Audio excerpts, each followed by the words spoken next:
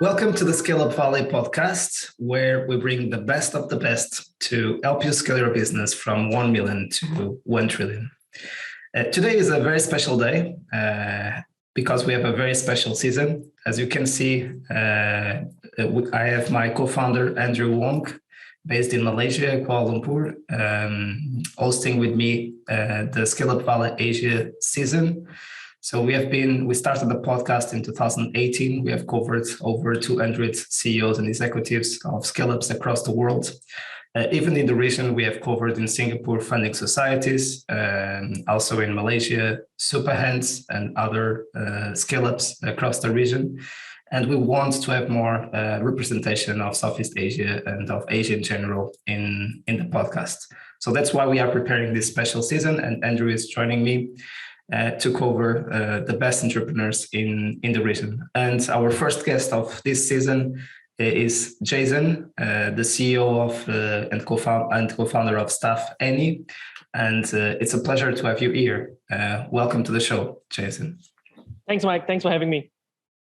A pleasure. Andrew, welcome as well.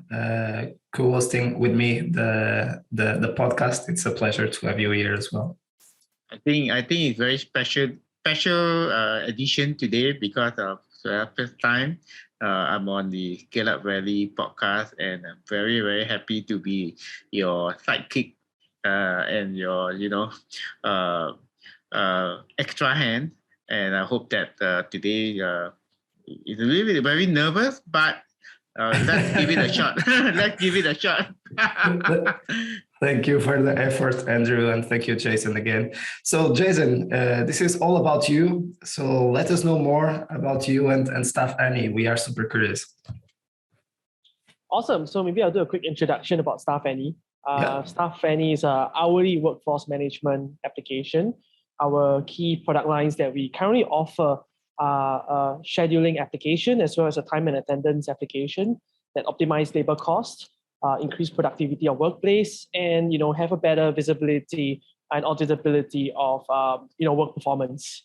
Our vision is to be the de facto operating system for hourly workers, and I would say our current stage of growth is at the earlier side of scale, where we have relatively strong retention metrics, and we're looking at how we can scale distribution in the region at a more efficient and stronger way.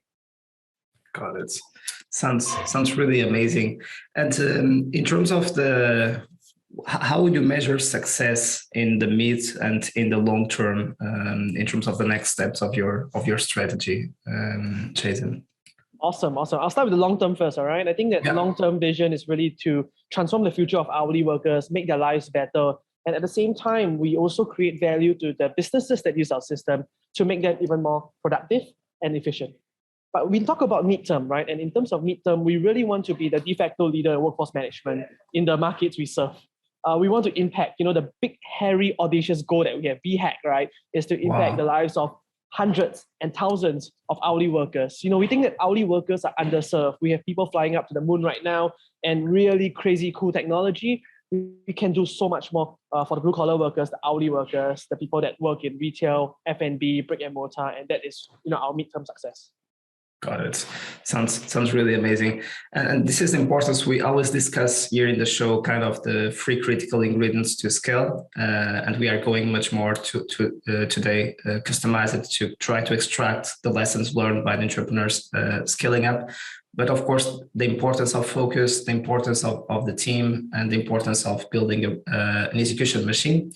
And starting with radical focus, you have covered some of the industries that you are focusing on, because we know that we have a huge total addressable market. But the idea, as we start executing, as we go executing from Series A to Series B to Series C, is really to go niche by niche, geography by geography, expanding. So in terms of the ICP, could you give us some insights in terms of what are the geographies where you are in at the moment? What are the main industries that you are serving? And also the size of companies that you are targeting at the moment?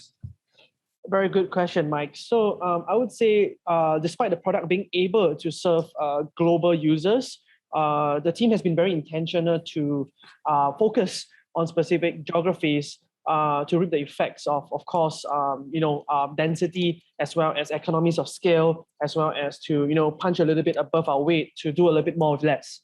So I would say the geographies that we are a little bit stronger in would be Singapore, Malaysia, and Indonesia. These would be the areas that we are particularly focused on. We believe in, like what you said just now, serving the ICPs really, really well, make a small group of people love us before expanding to adjacent markets and to overextend. So yeah, I would say, a huge part of our journey the last few years was all about making sure the NPS is good, the net dollar retention is good, the customer results are good, before we put on that the feet to the pedal and to scale a little bit further. Yeah, it's curious. As we know, we have had entrepreneurs from all over the world in the show here, and recently we have been covering also Latin America. That is becoming a very exciting region as well. And one of the mistakes that we make in our regional expansions is to try to go to all markets at the same time. And for instance, in Latin America, there are the two biggest markets might be Mexico and Brazil, and in this case is definitely Indonesia in Southeast Asia. Could you explain for the ones who are listening from outside the region to understand why it is important to focus on Indonesia and why Malaysia as well? Of course, that would be great. I think in terms of the demographics in Southeast Asia, I think there's a lot of similarities between Southeast Asia and Latin America, of course, in terms of market size, the addressable market, in terms of the absolute number of people, internet penetration, receptiveness to tech, and whatnot. I mean, the elephant in the room over here is because, of course, Indonesia is the largest market in Southeast Asia. And apart from Indonesia, we do also have places like Vietnam, where it's also very significant, population size, density, and market demand. And hence, of course, Indonesia would be a natural, exciting market for us to be. For why Malaysia? I think Malaysia is extremely, extremely exciting for us as well. A reason for that is because in terms of purchasing power, in terms of receptiveness to technology, in terms of tech adoption, Malaysia and Singapore, I would say, are a more in similar sense. The receptiveness and the pain points and whatnot had a lot of similarities as our neighbors, as markets that we could expand towards. How we decide on actually these two markets? First is that similarities in terms of the ICPs as well as the jobs to be done. And the second area here is also because of the customer base that we eventually gathered accidentally as we continue scaling, right? When we built product and we were, focusing locally first, we do see a huge demand in these two markets as, and that kind of points us to the direction of a natural selection and natural choice. That is a good point because we were also talking with the CEO yesterday, and one thing is the strategy, right? So we want to expand in certain geographies, and the other thing is, of course, also being flexible when the traction shows us a different direction. So we see that there is a lot of good feedback in a specific market, so we might want to consider to explore that market instead of being blind and saying, okay, my strategy is in this direction and I will not listen what the market is telling me. So sometimes we forget to listen to the market and to the client, and this is basic. We all know this, but sometimes it's difficult to execute. And in terms of the size of companies, any insights that you would like to share? There is always this typical discussion about going to enterprise, mid-market, small business, micro enterprises. I would say, we have a broad range of customers at this point of time, but I would say our sweet spot customers are the scaling companies, the brick and mortar version of scale-up companies, the ones that have basic product market fit and are looking to go to the next stage.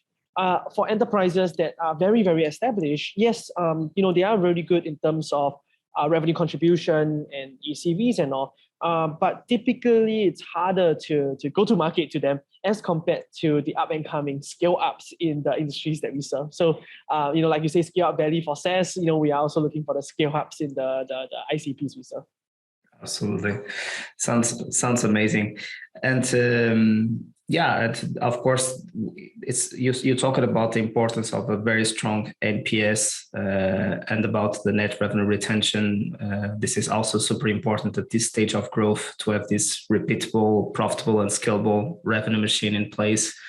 To go from A to B, to have those unit economics, and having a plan about making the retention engine and the expansion engine work, not only the acquisition engine work. So is there any insights about how do you define success in order to, or if it is, let's say, consistent with the SaaS playbook going from Series A to Series B in the region? What has been some of your insights and some of your experience also fundraising in the region? Yeah, so maybe we share a little bit more about our understanding of some of these milestones and metrics, right? I think that the literature that we have online, whether it's in the Bay Area metrics and all, is pretty much that, direction that we strive the company towards. Right. So of course, for a good SaaS company, we strive for very, very low churn rates, whether it's logo churn or whether it's a negative churn, in fact, in terms of revenue numbers, is where we want to move towards. To me, the hallmark of deciding whether to start scaling or to push the investment in user acquisition would be if you're able to keep revenue churn rate low enough. And low enough depends on sector. I don't think it's fair for me to share what it might be for all companies, because depending on whether you're targeting the micro enterprises, the mid-market, and the enterprise, that metric is very, very different. I would just say look at the playbooks, some of the other literatures online, and benchmark with them and do our best to achieve those outcomes. And I think most companies will be in a good place. Good position. Absolutely. So, of course, something super, super important in the early stages of starting up is definitely the founding team. And in the time that we go into scaling up is the leadership team. And really building this leadership team 1.0, 2.0 is super important. So how has been your experience so far doing this transition into Series A, where you need to build your first version of the leadership team, let's say? I think hiring and building a team will be the most difficult part of our entire journey. There's some things that I can't change, right? For example, my background, where I studied, and when I started the company, what history do I have? And the truth of the matter is, me and my co-founders were friends first, and we met in college. And we, of course, went to different parts of the world, having experience, for example, working tech startups in the US, for example, as well as myself working in a small VC fund called Scrum Ventures, for example.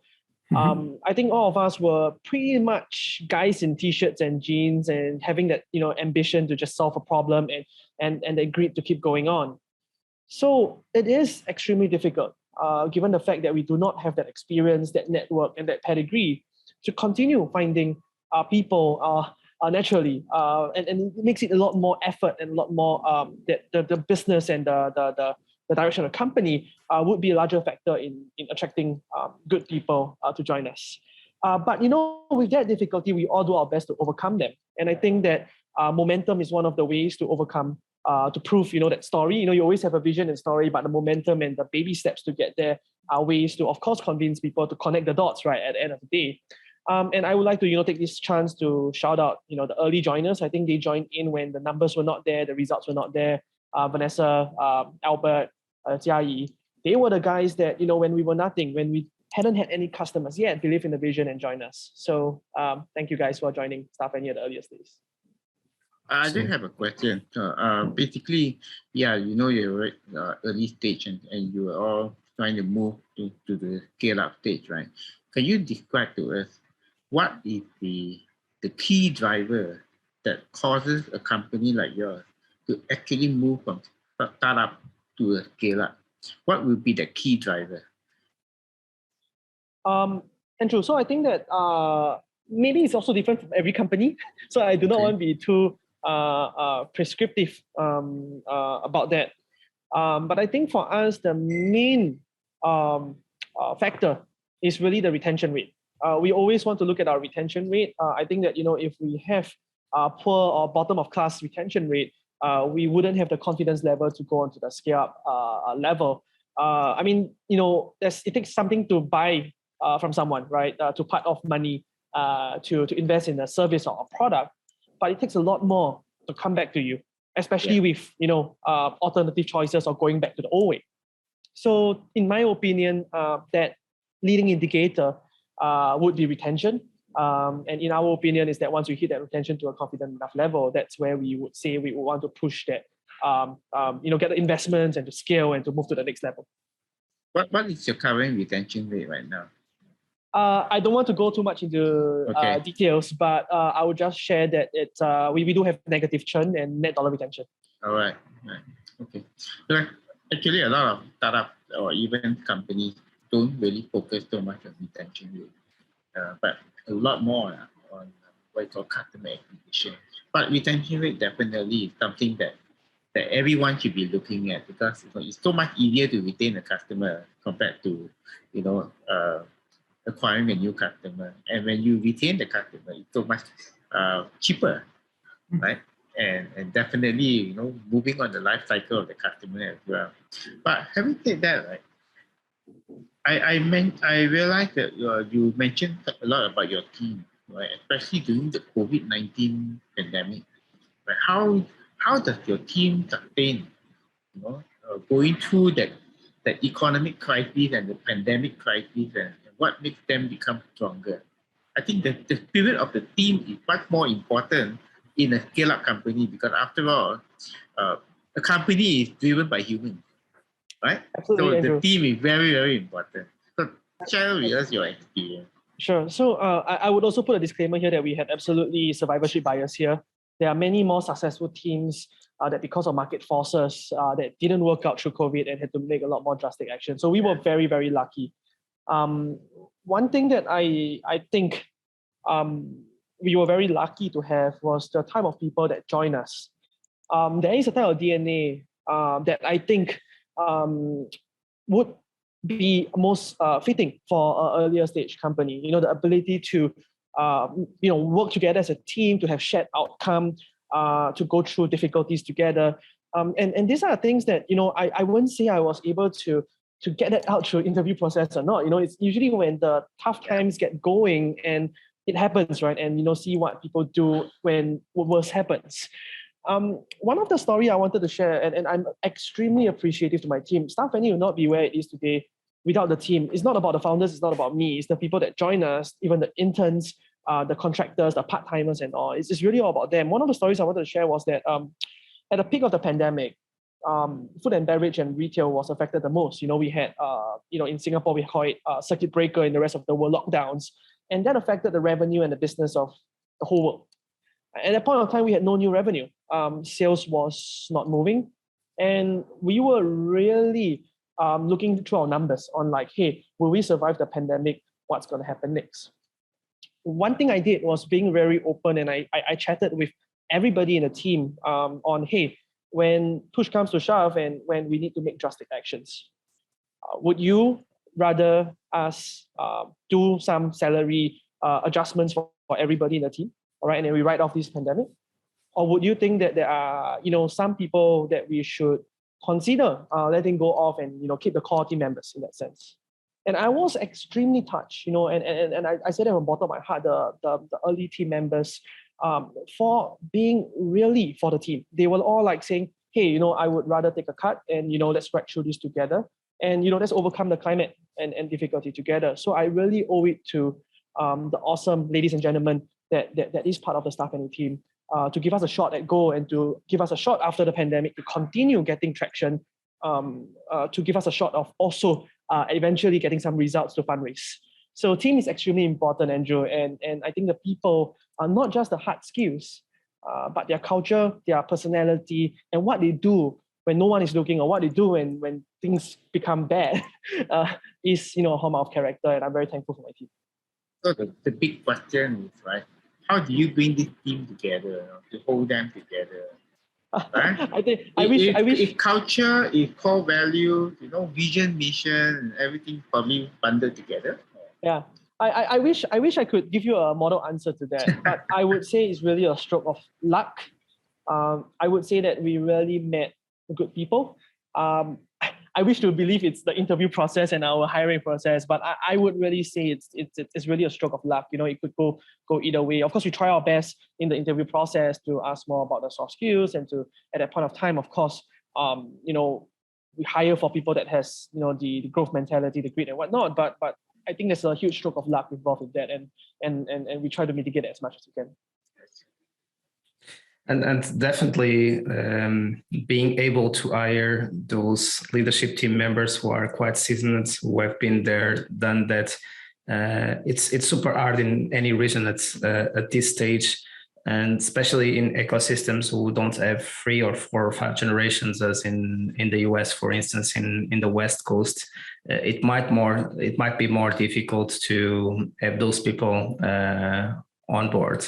So any tips on how to bring those people, and how to find the ones who have been there, done that, and finally how to balance to hire those ones or to attract those ones with also promoting the ones who have the potential also to become the future veterans in the industry?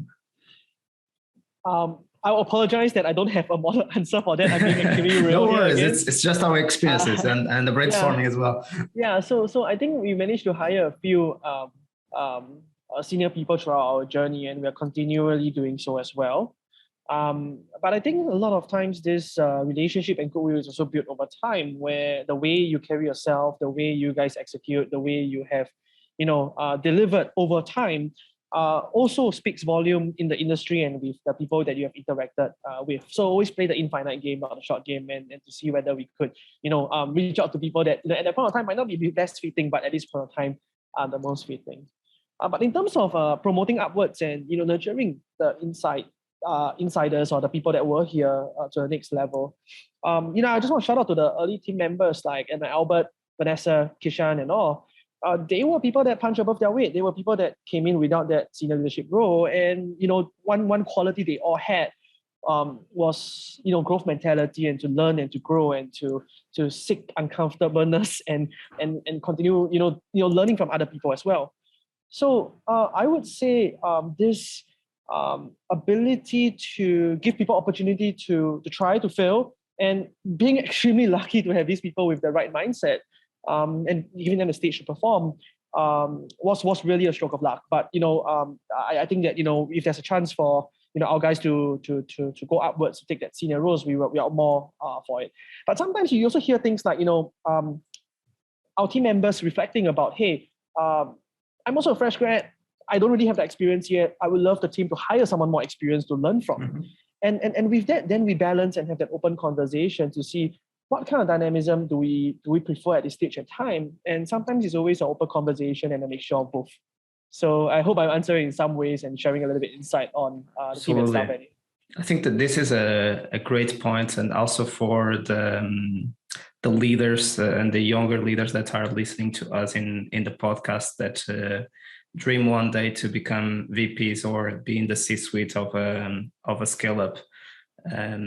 You have the time, right? So it's good also to sometimes take the leads and say, maybe I'm not ready yet, and I want to talk with my CEO and suggest him to help recruit my boss, the one who will teach me how to become a VP in the future. Right? And factually, we put the early joiners to join the interviews, and they have a vote in that decision at the end of the day. So it's really hilarious when a junior person interviews their future boss. Exactly. But at the same time, you learn a lot from them because of the contextual knowledge, the difficulties they face, as well as the assessment if they can follow this new leader and being that part of the decision-making process.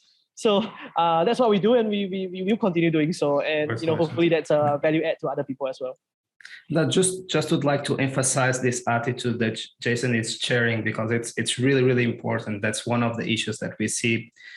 Teams, of course, this will always happen in any startup, but some leaders would start to say, this is not the same culture that it was in the beginning. We are growing too much.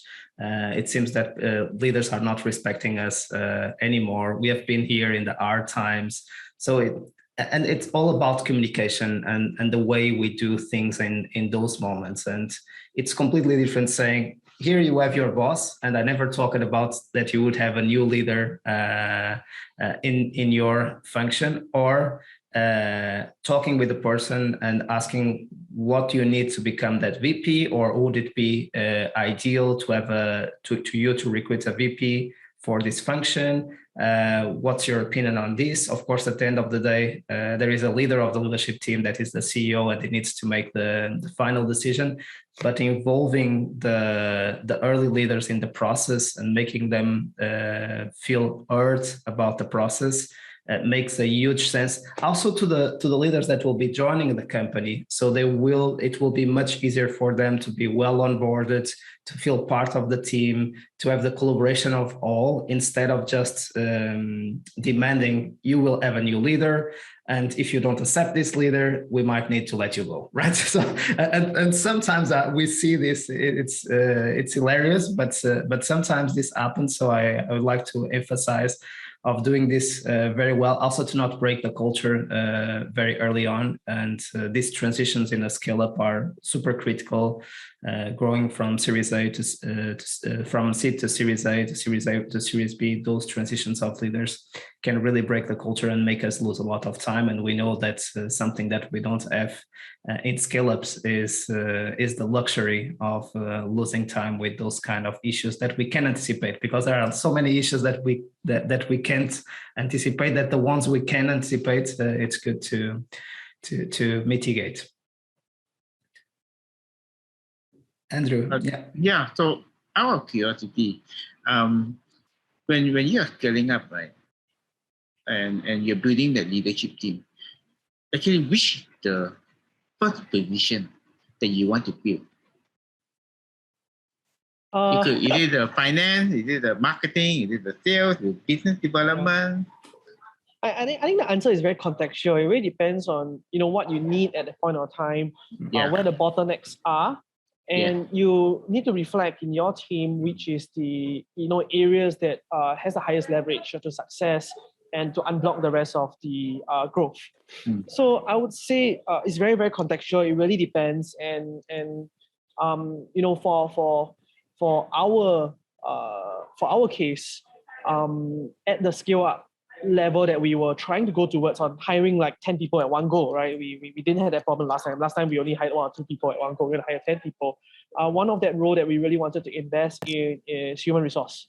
And hence, I will say it's very contextual. It depends on what you need at each stage. If you have a co-founder that leads that area, or if you have other leaders that already leads that area, then you might need another a role, right? But for us, in our case, is processizing, optimizing, hiring, as well as onboarding, and very glad to have a teammate like Alex joining us at StaffAny. That's very interesting, right? Starting with human resources, because a lot of people will be looking at, I get my marketing or my sales, manager to come on board, but you choose the other way. Very interesting. Yeah, but Andrew, to caveat, it depends case by case. But in our context, that was what was required, and we had a lot of roles to fill. So in that case, this is really a high power up to the rest of the organization. I see. Good. Perfect. And there is a question that we love to ask to our guests, which is, if you would have the opportunity to have a coffee with your younger self at the beginning of StaffAny, what advice would you share with your younger self? I think one of the advice would be to hire slow. I ignore the second part on people saying fire fast. I'll just say hire slow. And the area on that is because the cost to having a wrong hire is expensive, both in terms of training, onboarding, opportunity cost, the wrong team member making mistakes, and alignment, and internal morale, and whatnot. So I think being very intentional with hiring, and I know that all founders would feel the pain of hiring. Everybody's like, is this above the bar? Can I get that person done and dusted and get hiring done and continue building the business? Unfortunately, the cost of a wrong hire is higher than hiring that role a little bit slower. Absolutely. And what are you the most proud of during this journey? I think there are 2 parts that I wanted to share, but both of them comes with the word returning. All right, returning, not recurring, returning. And the first one is about returning churn customers. So if customers use your service and they churn and they want to try some other competitor or similar product that claims to do what we do, it's a choice, right? And we do our best to retain them, and we do our reflection on what can be done better, But it's absolutely proud for our team to win them back, 1 year later, and they're like, hey, actually, you guys are the best in what you guys are doing, and we are coming back. It tells something to come back more than to retain, right? And we had a few of those cases that happened just a couple of last 2 months, and that itself was something I'm really proud of. The second thing that I'm most proud of is the same word, returning. And in this case is returning employees. I believe that if there are people that used to work with you as an intern or as an early junior member that comes back after maybe a stint somewhere else for 2 years, that itself is also a hallmark that there's something in this team and in this journey that got them, like, hey, I've seen the world and there's something that I really like about this place. So returning, I like returning customers, as well as returning team members, and that usually hits spot, for everyone else in StaffAny. Amazing. And now we have a new segment that we are applying to our past podcasts, and kudos here for our podcast producer, Alex, part of our team, for always challenging us to make the podcast more entertaining and of more quality to the community. So here it goes, the quick wrap-up questions. So number 1, worst advice ever received? I think many people say don't work with your friends, but actually the team at StaffAny started as friends first. We were not like business partners or whatsoever. I think we were very lucky to have the grace, empathy, and maturity to be very objective. But I think the correct advice is don't work with wrong friends, right? If you have good friends, mature friends with that grace and empathy, so far it's working well, and I hope to prove that it's good to work with friends. Amazing. Any recommendation of books? I think the classics like, Hard Things About Hard Things or Makings of a Manager or, Design Sprint and stuff would be really, really good literature. But honestly, my mentor when I was at Scrum Ventures, Austin Orangeberg, he introduced me a book called The Business of Venture Capital. And this is a book by Mahendra Ramsinghani. I can't pronounce it properly. I apologize for that. I thought it was really, really good. And all founders should take a chance to read, to understand what's on the other side of the table, because that tells you what business is, venture scalable or venture backable, and how to think about venture capital as a means to grow.